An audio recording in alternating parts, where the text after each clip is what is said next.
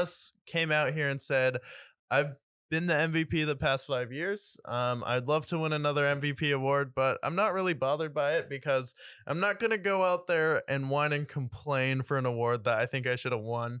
And I think this is a shot at not only Joel Embiid, but James Harden as well, where I feel like when Russell Westbrook won the award, James Harden was like, well, I was still the best player on the best team, still averaging more points.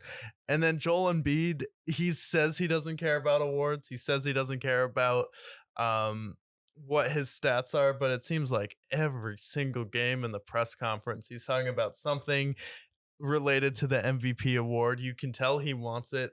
The media wants Joel Embiid to win the award when in reality, he's the third seed in the Eastern Conference and he has better players around him than Jokic. I know Jokic has Michael Porter and Jamal Murray, but James Harden has played really well this year. Tyrese Maxey is someone who is a legitimate scoring option for the 76ers. So the fact to say that his weapons are completely different and just the way that Jokic is able to elevate players on his team, which is the definition of valuable. I don't really see Joel Embiid going out there and elevating too many players. While he is the better defender, Jokic goes out there and has the effect where he makes people better. And then Giannis is the best of both worlds, where he has as good of numbers as anyone else.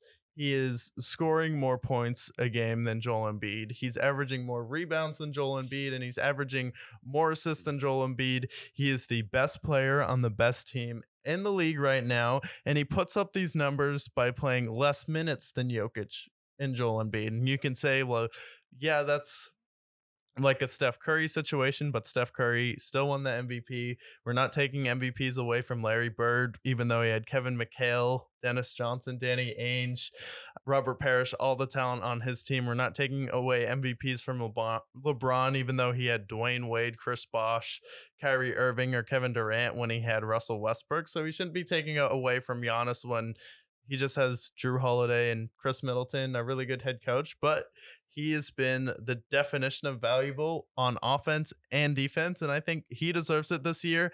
But I like how humble he came out and says, like, I'm not going to complain for the award, but I'm definitely the most valuable player, which I feel like most people agree with.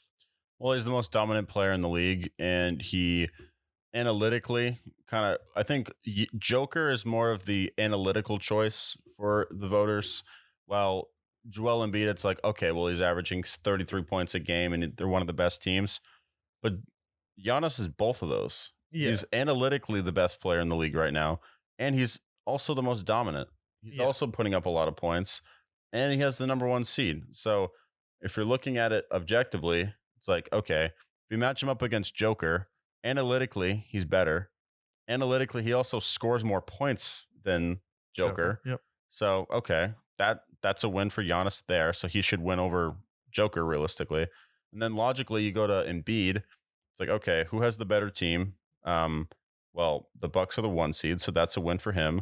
And he's scoring at a similar pace as Embiid and has been more dominant than Embiid on both sides of the ball. So objectively, if he beats both of them out, he should then win his third MVP, right? Right. That makes sense to me.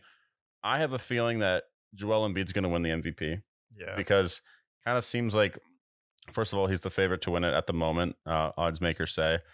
And like they did in the Jordan era, like they did with the LeBron era, giving MVPs to players because they just have had a stretch of dominance. It's kind of like when the Grammys will give an award to somebody because they did them dirty in years prior. Yeah. You know, I feel like that's kind of what it's like this time around, where it's like, okay, well, Joel Embiid has been very dominant the last several years. He hasn't won MVP. Let's give an MVP to Joel Embiid.